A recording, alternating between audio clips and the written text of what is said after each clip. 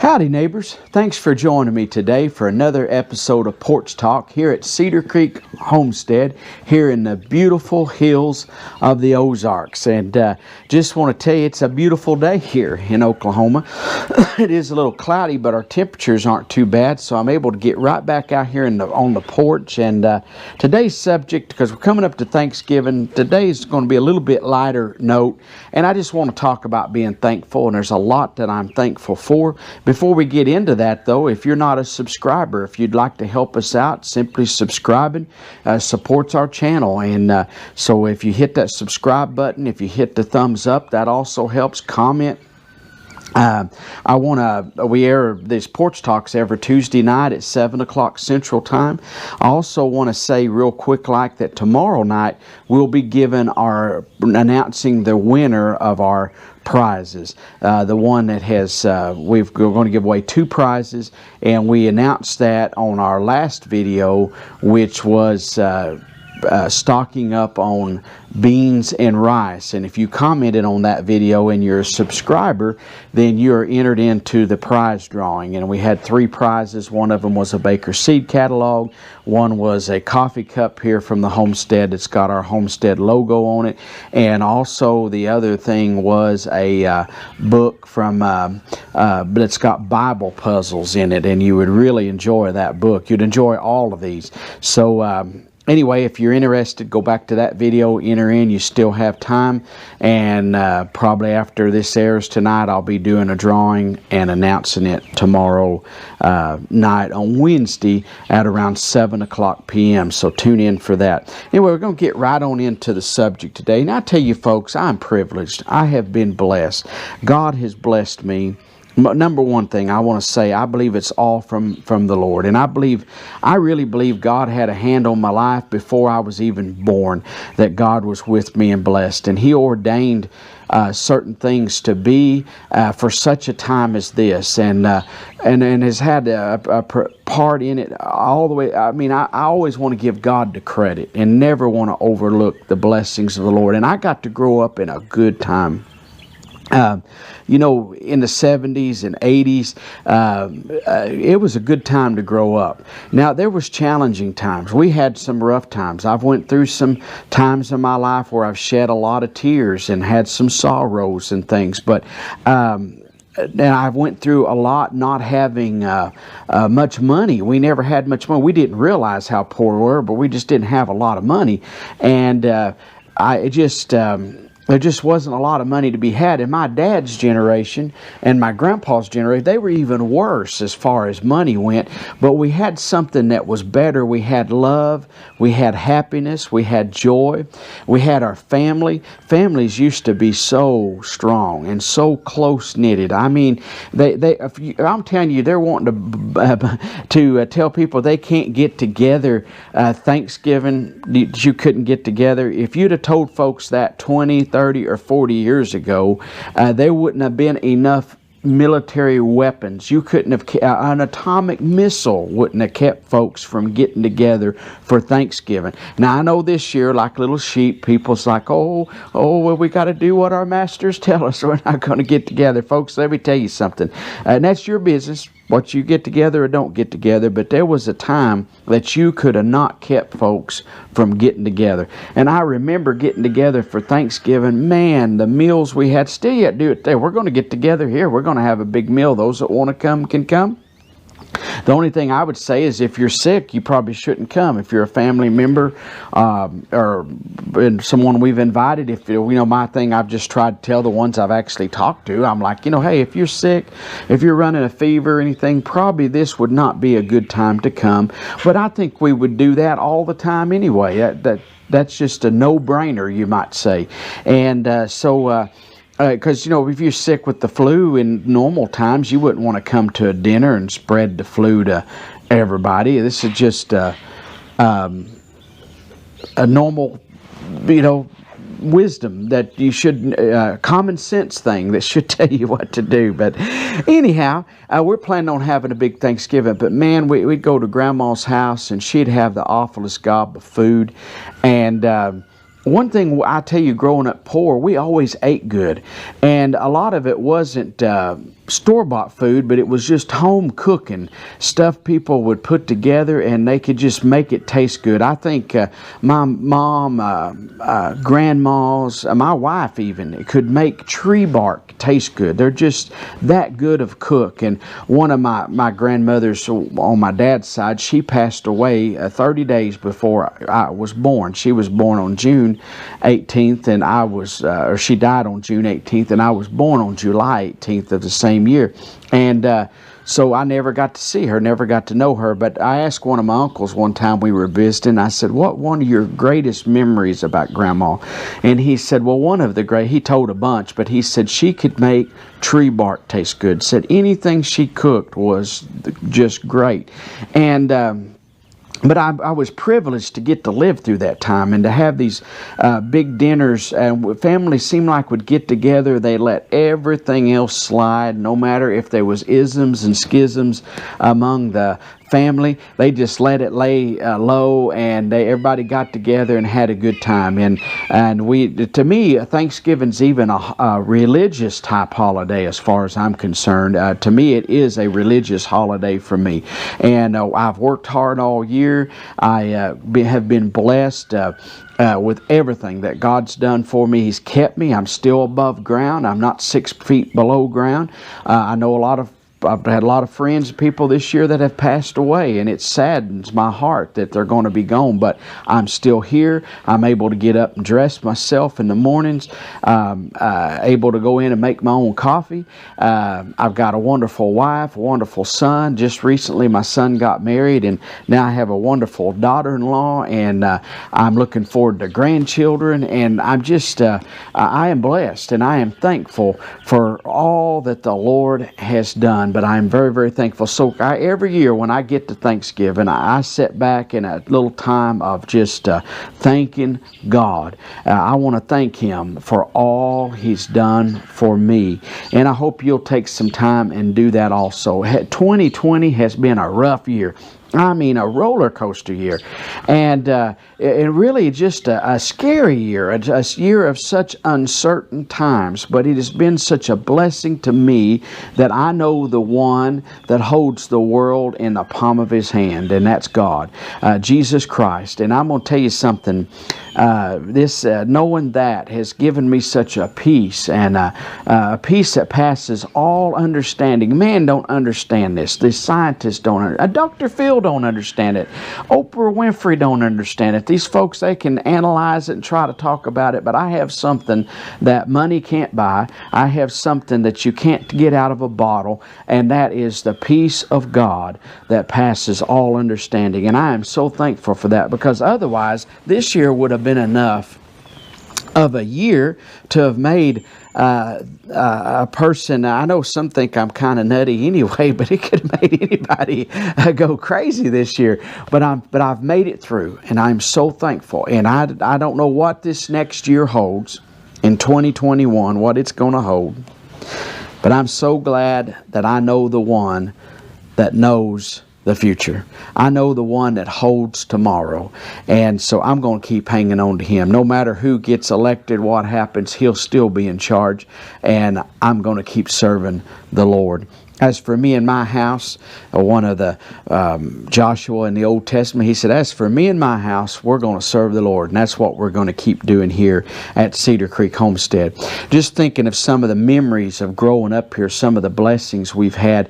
You know, I grew up in a time where when you went to school, you respected your teachers and you respected your elders. You were just taught that. Now they worry about trying to have them preschool where they kind of know their ABCs and their 1, 2, 3s and all that stuff. We were preconditioned that when you got to school, you were going to obey those that have authority over you. You were going to do what your leaders told you to do. And so when we got to school, your teacher didn't have to tell you if you acted up, you were going to get in trouble. You knew you were going to get in trouble. And not only that, my dad had a rule that if you got in trouble at school, you were going to get in trouble at home. And so you might say, well, what does that have to do with being thankful? I'm thankful that I had a dad that raised me on godly principles. I'm glad I had a dad that raised me on the Bible that says, spare the rod and spoil the child. I'm glad I had a father who cared enough for me to bust my backside when I acted up. My dad had a rule that if you got in trouble at school,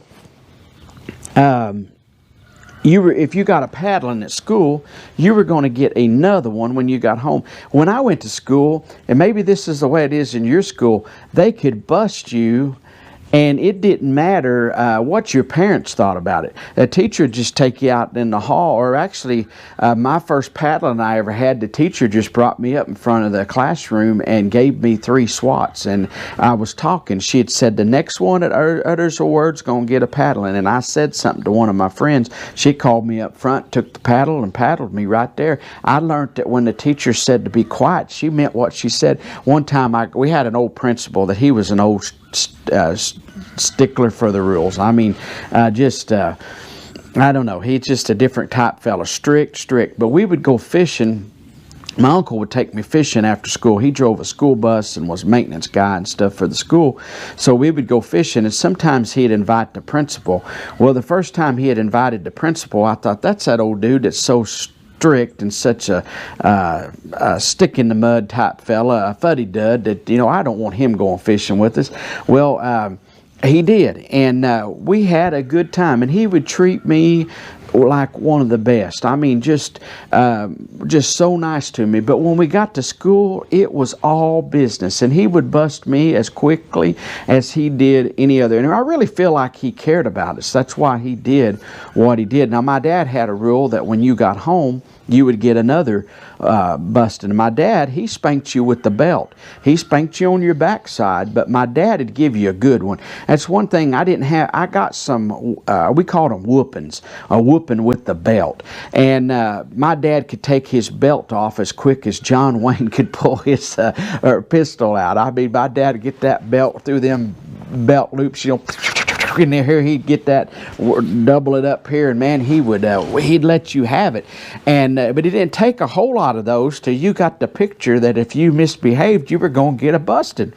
And Dad had a rule that if you come home, if you got a paddling at school, you got another one at home. And one time, I got in trouble for something that I did not do. In fact, the principal was talking about suspending us for 3 days, and I was innocent.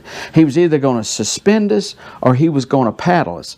So one thing was, I was like, well, my dad, if I get a paddling, I'm going to get another whooping when I get home. And my dad's whoopings hurt worse than the school's whooping.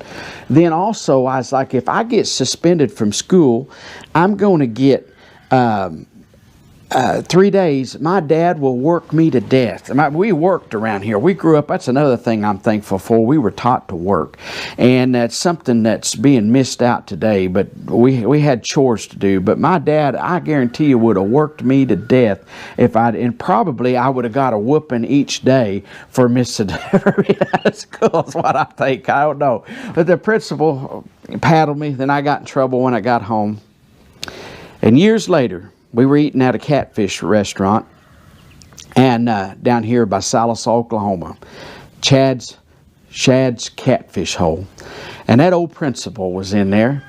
And after he left and went out, I told my dad, I said, I just never have stood that old guy too well. I said, he is... I just really don't like him. I said, I got in trouble that time for something I didn't do.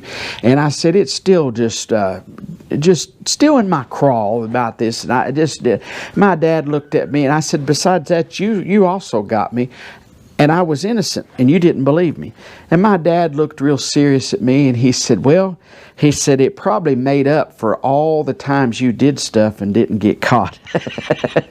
And I'm going to tell you, it went in my mind of all the things I did in my lifetime as a young kid, and I never got caught. So, yeah, that's the truth. I guess I got caught up with there on that. But I'm thankful for people that taught you the right way. One thing... I've told you this before, but my mom sent us to every vacation Bible school there was. And I got bored with vacation Bible school, but I'm thankful for vacation Bible school. I don't even know if they have that much anymore. But man, we had them, and it was, we'd go, and we had fun, lots of fun, and they would teach you Bible verses, and singing little gospel songs and different stuff, and you'd be with your friends and all that, and that was fun.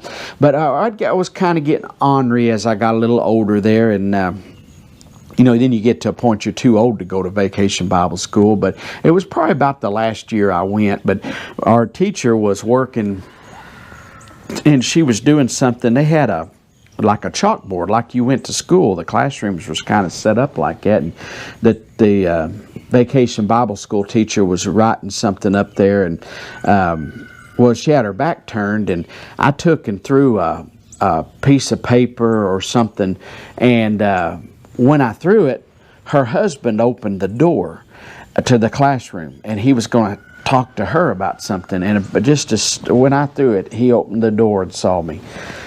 And he come right over, put his hand on my shoulder, and he said, "If I ever catch you doing that again," he said, "I'll take you out of here and I'll give you a good whooping." And he said, "I'm going to tell you something else." He said, "I'll tell your daddy, and you know what your daddy would do. I'm going to tell you, I melted, and I never ever threw another paper at a teacher again." But back in the day, it didn't matter if they was your parents or not. And I'll guarantee if the guy would have took me out in the hall and took his belt off and whooped me good, when I got home, if I'd have went to crying and telling my dad, which the guy would have told my dad, I'm sure, my dad would have took hhis belt and whooped me again for getting a whooping by that guy. He wouldn't have got mad at that man. He would have got me. He'd have been like, "Son, how dare you throw a paper wad at your teacher?" But anyway, I didn't tell my dad about that, and that man didn't tell my dad, thank the Lord, because I would have got it.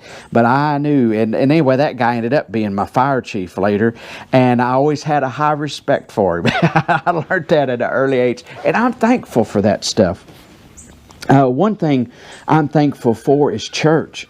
We used to go to church. Folks used to around here we'd go down to my great-grandmother's, and I was really, really, young then, but I can remember going down there to eat before she died.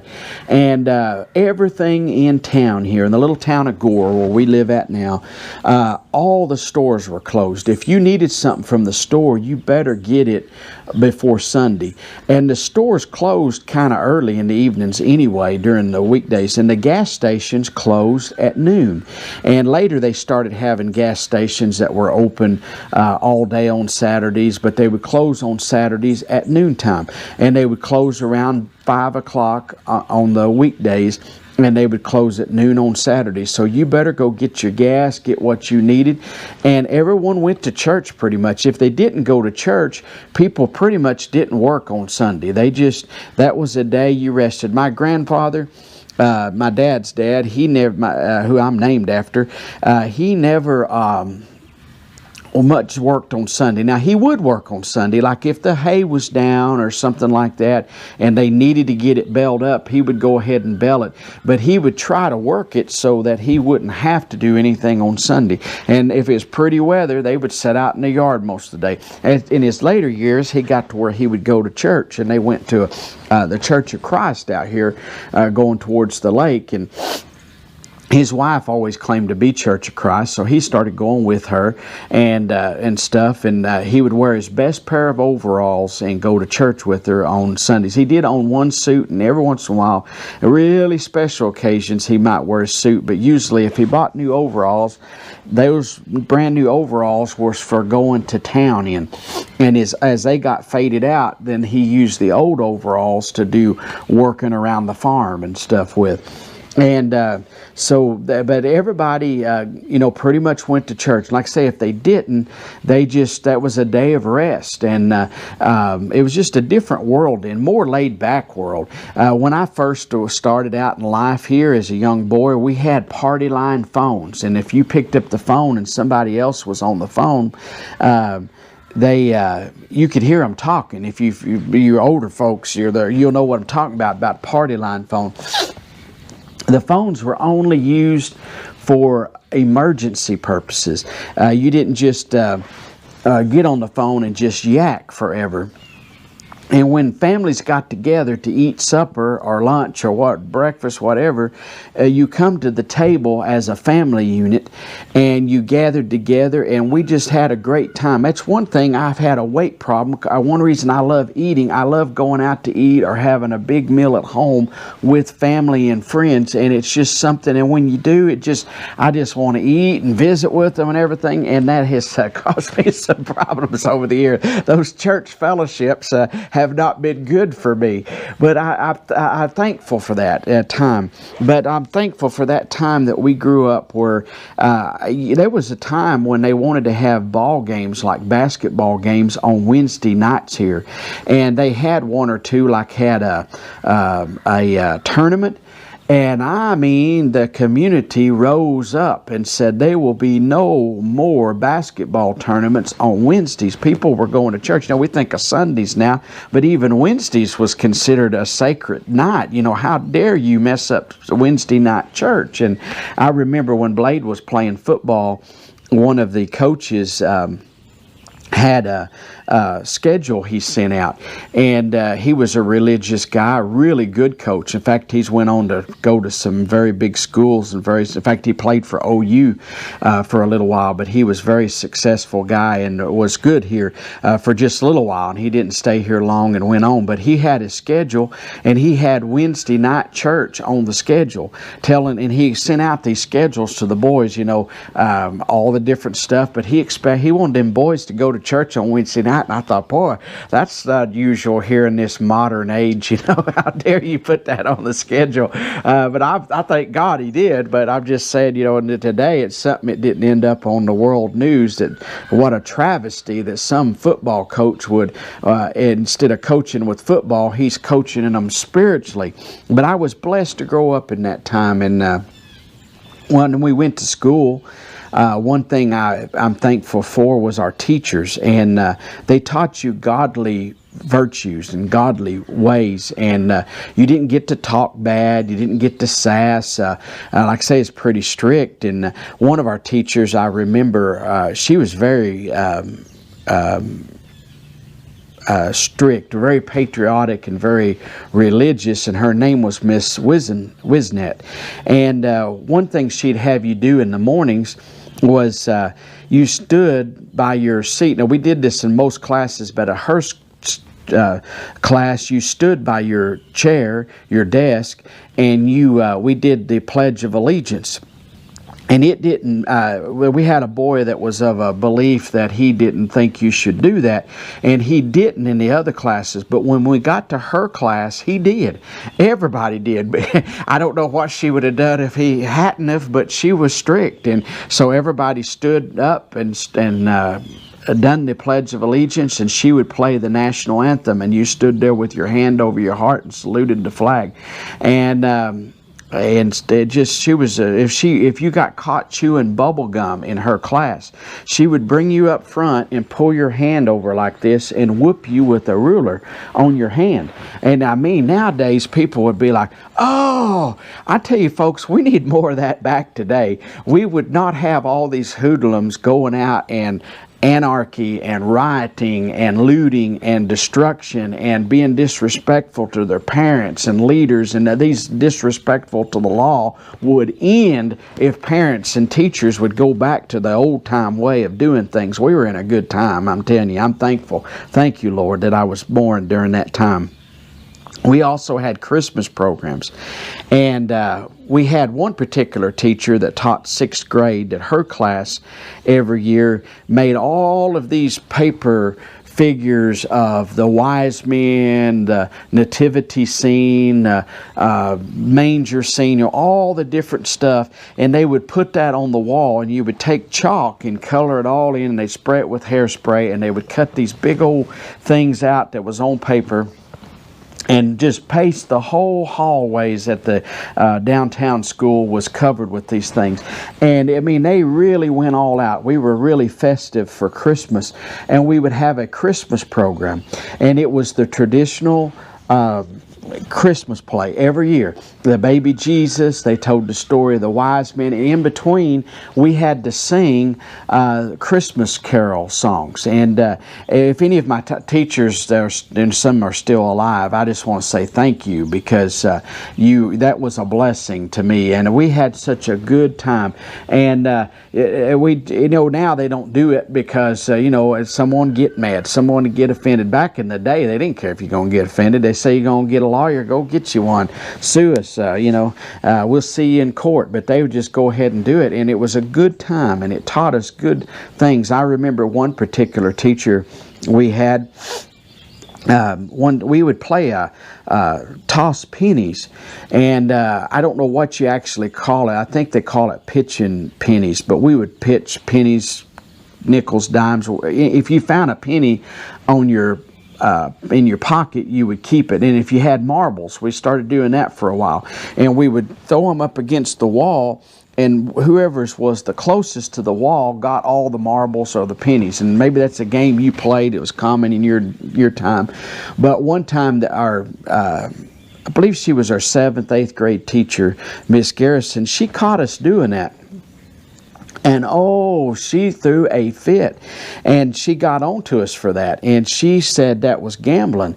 And now I knew my dad was against gambling. My dad was strict on that, and he was like, "You don't gamble." In fact, I used to go to chicken fights, and one of my older cousins, she had married a guy, so I call him a cousin too, but by marriage. But he'd go to chicken fights, and I've always loved chickens, and I loved watching chickens fight. Now, you may say that was bad, but I still would love to watch chickens fight. In fact, one of our preacher friends on YouTube was talking about, he had showing his homestead, and one of his roosters, 2 of them was fighting each other, not with spurs on, but it was just fighting, and I like to see that, see who would win. But at chicken fights, they put the spurs on. I understand it's a barbaric thing, but I still like to go. And when I was younger, and but my dad one time told me that didn't look good going, and I did quit. But he had told me at first, though, he said, "You can go," and he said, if you go to the in fact, my dad told me it didn't look good for a preacher to go. He said, I told you could go, but it don't look good for a preacher to go, and it don't. It really don't look good for nobody to go to chicken fights. But anyway, I went, and I was going, and my dad told me, he said, "If I ever hear of you gambling, you won't be able to go no more." So I didn't gamble, but at the chicken fights, they'd have signs up, "No gambling, no cussing, no alcohol." And just as soon as they would start fighting these chickens, the cussing started, the gambling started, and the drinking started. So they didn't abide by their signs, but I think it was somehow to keep them okay with the law. But I never gambled on one. Never, ever have I gambled on any of that kind of stuff. So for chicken fights. And so I quit going, though, because my dad, it was good wisdom my dad gave me. And I was young, very, very young boy, like 11, 12-year-old. And so I told my cousin, I said, "I'm not going no more." And I felt conviction in my heart. It was the Lord put a conviction there. But thanks to the wise counsel my dad gave me, I quit going to the chicken fights. And but anyway, we were taught against gambling. Gambling was just horrible. Now there's gambling here everywhere. And we're in Indian Nation here in Oklahoma. There's casinos on every corner just about. So that's all changed. But I don't gamble, though. I still feel it's wrong because that's the way I was raised. But I'm thankful for those good godly virtues, good godly wisdom. And guns. We were raised up and taught about guns at an early age. Everywhere you went to, well, it's pretty much that way now. There is guns everywhere. You go to people's homes, there's guns in the corner. They'll have guns laying on their coffee table, maybe a pistol here and there, and they just teach the young people, and we don't have no problem. There's no, you don't hear of stuff going wrong around here because people teach their children about guns, and they teach them respect. They need to teach them other good values, I feel, besides that. But we brought guns to school. And before you go bonkers on me here, I'll just tell you, we would go to school, and when I was in high school, we'd hunt after school. And when we got old enough to drive, I was actually able to drive to school before I ever had a driver's license. My dad would let me drive. He had an old 72 GMC pickup he had bought new, and it was getting some years on it then, but he'd say, take the pickup and go to town and go the back way. And if I happened to meet a policeman, I would just set up real big, never had any problems, and I'd go down there and Mom would need something like at the grocery store, or my sister would be at work, so I'd take the county road, the back road, so I was on pavement just a little bit, and I would go the back way and come in and pick up my sister from work and go get things for Mom and Dad, and went to store. When I forgot my first vehicle, I was like 15-year-old, and I would drive it to school. And now, if you drove a vehicle to school and didn't have a driver's license, that would be just like the end of the world thing. But I never got in trouble, never did anything bad with it. I mean, I was taught I started driving here when I was really, really young. That's just something you did. I'm thankful for being in that time. But we also, when I was in high school, we'd have like a shotgun or deer rifle or whatever in your truck. And if you most had gun racks, and that was a big thing, to come to school and have your guns. We didn't even lock the doors on our vehicles. I don't know what would have kept someone from just stealing a gun out of your truck, but we never even thought about it. And nobody ever even thought about doing anything bad. You didn't bring them into the school, but you'd have them out in the parking lot there in your truck, And I remember trading firearms when I went to Votech school my junior and senior year. A school bus would come and get you. In fact, I cleaned the school 2 hours a day, and the school gave me keys to everything, and I had to unlock the high school and get it ready was when I come in the mornings and make sure all the panic bars were put in, and because no teachers or anybody was there yet, and you take a little Allen screw and you put them down, and I would make sure everything was finished up. But in the evenings, I would come into the school and work 2 hours every evening. After I finished my regular job, I'd come in and I'd sweep. One wing of the high school was mine to sweep and to dump the trashes and clean the principal's office and the superintendent's office. And I had keys to everything. And so in the mornings we'd come in for Votech. I'd unlock my buddies. If I was running a little bit late, they'd be standing outside freezing, saying, hurry and unlock the door, because we would go inside where it was warm, and we would wait till the bus come to take us to Muskogee, Oklahoma to Votech school. And so the bus would show up and pick us up, and we would, but in the meantime, a lot of times, one of my friends in particular, he would have guns he wanted to trade or show off. And I remember him bringing an AK-47 one time. And can you imagine now if some kid brought an AK-47 to school, the panic that would ensue? They would call the National Guard, but we'd stay outside. We didn't bring them in the building of the school. It's not that that would have been kind of, I don't know, wouldn't have been cool to have brought a gun into school. We never thought about it, never had no desire, but we'd be out in the parking lot, and someone to have a 30-30 or 30-06 or a 270 or something, be showing it off. And this one time the boy brought a AK-47, was trying to get rid of it, and we had looked at guns out there and people coming by and everything. Today, someone, the highway was just right there. Can you imagine? I mean, it would be on all the news. They would call SWAT teams. They would call in the National Guard. It would be, just the worst thing in the world. People have gone so bonkers over this stuff. And but I'm thankful to be raised up in that generation. Now at the school they aren't allowed to even have guns in their vehicles and stuff. It's gotten that way, and because of the shootings, I understand but it's because people got away from traditional values. Had we have stayed the way we were going, and good godly values, and children would have been raised up with respect and stuff. These shootings that we've had at our schools and the things that's went on would not have been going on had we have not ever swayed from where we started at. So anyway, But we'd bring guns and trade them. Now, a neighboring school down here, I know the principal there, and he said at that school, they allowed kids to bring guns to school, but you had to bring them during deer season. You could bring guns, but you had to bring them in and check them in at the principal's office. Can you imagine that? All of these high school boys getting out of their vehicles and going and having... guns, bringing them in. Our school has skeet shooting, and they're real strict with the guns and how they handle it, but they actually allow, and I'm like, could you imagine? I'm glad to be living in the country. I'm glad living in the time we are, and to have been raised up during the time that I was raised up. I was taught to hunt and fish. That was something here. We lived a lot off of fish we caught. We lived off of wild game, and at a very, very young age, my dad taught me how to deer hunt, and taught me gun safety. Now kids have to have hunter education to get a hunting license, but if you're past a certain age, you don't have to have hunter education. So I was grandfathered in where I didn't have to have it, but like my brother that's about 10 years younger than me, to get a hunting license when he was a kid, he had to hunt. He had to do hunter education. So I took him to classes, and I actually got my license, got my hunter safety card too. In case I ever wanted to go to another state like Colorado to hunt, I was told that if you ever went there, you had to have a hunter safety card. So I got one just in case.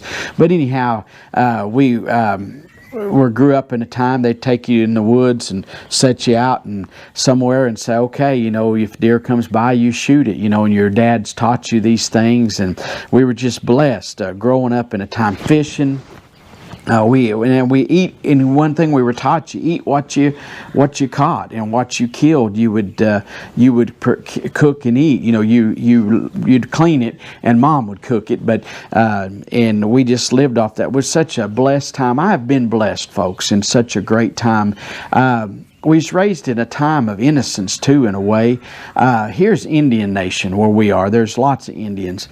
And I never grew up, I still today, I don't think any different in an Indian than of myself. And I probably have some Indian blood in me. Now, I've heard on one of my grandparents' side that they would never go sign up their ancestors because they were afraid they were going to round them up again, like they did when they made them come here from the Carolinas and the Trail of Tears and everything, and made them come here to Oklahoma, that the Indians was afraid. So I could have Indian blood, but whether I do or don't, I'll just tell you this much: we never thought any difference of it. In fact, we used to bring little toy guns, cap guns, to school when we were in elementary school, and we'd play cowboys and Indians. And one of my best friends is an Indian, full-blood Indian, and he and there's several Indian kids, but him in particular. Sometimes, because he was Indian, we'd always have him play as an Indian. And, one time we were playing, I remember, Cowboys and Indians, and he said, I'm tired of being the Indian, and I want to be a cowboy, so some of you guys have to be the Indian, And I still remember that today, and us boys just get a cackle out of that, that he was tired of being an Indian, because he is an Indian. So, some of us like, well, we're tired of being cowboys, we'll be Indians for a while. And now you hear all this goofball stuff about the Chiefs and Redskins and all that on these football teams, and the people's like, we got to change the name, and none of the Indians here, we're an Indian nation, and not a one of them cares about that. In fact, the ones I know, we get talking about that, they get a big cackle out of it. They's like, we think it's neat that they call them the Braves or the Redskins, and said, we're proud of our heritage, and we're proud that we were tough, and the stuff that their ancestors went through, and although they wish they hadn't went through it, the Indians was tough to deal with, and they gave the white man a run for his money. And if it hadn't been for the Indians, the white man would have starved to death. So, but anyhow, it's just funny how things have gone, and we were raised in a time of innocence. In fact, we didn't hardly have any blacks here in our area. And when we'd get in high school, there was a few. But we never thought bad of them or treated them bad, and they never treated us bad. I went to Votech school, and there was quite a few blacks. And, and it was a little different. And I'll just tell you, I'll just be honest with you. I think there is some cultural differences in blacks and whites and Indians. But what's wrong with that? Why can't each group be their individual selves? For some reason today, it's like they want us all to mold and be exactly the same. There's a difference in people that live in the country than a difference of people that live in the cities. But we went to school with black folks and got along fine. And I'm sure they went home and probably told their parents, "Hey, we're going to school with some white folks." I don't know what the big deal is. I know there's racism. I understand that. But for us, as youngsters growing up, man, we all got, in fact, at first, I'll have to tell you, when we went to school and we met blacks, I was a little standoffish because, they were a different color and I hadn't been around them, and they kind of, the ones we went to school with was from the city, and they had this jive talk that they did. So I was from a little old country here. Now, they probably thought, them old country hicks, that old country hick talk's probably what they went home telling their family, and we were like, they kind of do this jive talk. We listened to country music, and they would bring these big jam boxes to school that had that bomb bomb bomb stuff, and we weren't used to that. But it wasn't long. We got to listening and liking some of their music, and they got to listening and liking some of our music, and we become friends. And I actually had one fella there that he was older than us, but he was going to school there. We actually become really good friends, and really had a high respect for him. But I don't understand it today. We got so much of this, just everything now is like everybody's got to be politically correct and got to be molded into one mold. All the blacks have to act like white folks, and all the whites have to act like black folks. It just does not make any sense. You even see some of these politicians that they'll get around whatever group they are. That's kind of the dialect they want to talk, kind of like what they want. Just be who you are and love everybody. I don't understand it, but I'm thankful. I'm thankful for the generation that I grew up in, and I'm thankful for the blessings I have, thankful for my family, my brother and my sisters. I'm so thankful, Mom and Dad. I'm thankful for my dad and family. My dad taught me a lot, and my dad especially, just want to kind of point out, he has been a blessing to me. And it just taught me to work and taught me respect, and just having a dad. And I want to say something too here. I think every boy needs a dad, at least a father figure in their lives. And every girl needs a mom. And I believe every kid needs both parents, don't get me wrong. But boys definitely need a father to lead them, mold them, and shape them, help them. I can see my son. I can see me and my son, okay? I hope I said that right. But when I look at my son and I see some of the things that he does and says, I'm like, he does that because that's what I've done. And I hope I have instilled enough godly virtues in him that he will stay the course, and he turned out to be a good young man. And I want to say something. When he went to school, I had the same rule my dad had. I told him, if you get a busting at school, you're going to get another one when you get home. I never had to give him very many spankings, but I did have to give him a few. And I'm not ashamed of that, and I think it helped at school. I never did have to. He never got a paddling at school, but when he went to elementary school here, we moved back here when he was probably 8, 9-year-old, something like that. And the principal there had taught me in school and had become the principal at this time. And he said, now I need you to sign this deal. Said you can sign that we cannot spank your child, or you can sign it that we can spank him. I said, you don't need my permission to spank him. I said, only thing I say is, if you give my boy a busting, you better give him a good one. And that was always my dad's saying. So but we were blessed to come back here to a small school. Some of these big schools, where he was at in school, he was treated like a number. They'd want to know, did you know your child's number? Not in the name, but the number of your kid. Here at our school where we go to now, when I come in the building, they know who I am, and they'll say, oh, you're here to pick up Blade. And that's when he was in school. Of course, he's out of school now and married and everything, grown, but they would say, "Do you?" And they would just know who he was. And I'm blessed to have been grown up and raised up, and for my son too, to come back here and be in a small time school, a rural heritage. And I said, you don't need me signing that paper. But he said, well, for legal purposes, it's a rule. If you don't mind us spanking your son, then you have to sign this paper. So I signed it saying you can spank him. But he never did have to get a busting, and he done good through school. And now I know he did ornery stuff, and I know, and he done things. He just didn't get in trouble for it at school. He didn't get caught. He was a little smarter at it than what I was, and he was all boy. And that's another thing. I'm glad I was raised in a time when boys could be boys. You know, now they want to neuter all the boys. And I'm like, let boys be boys.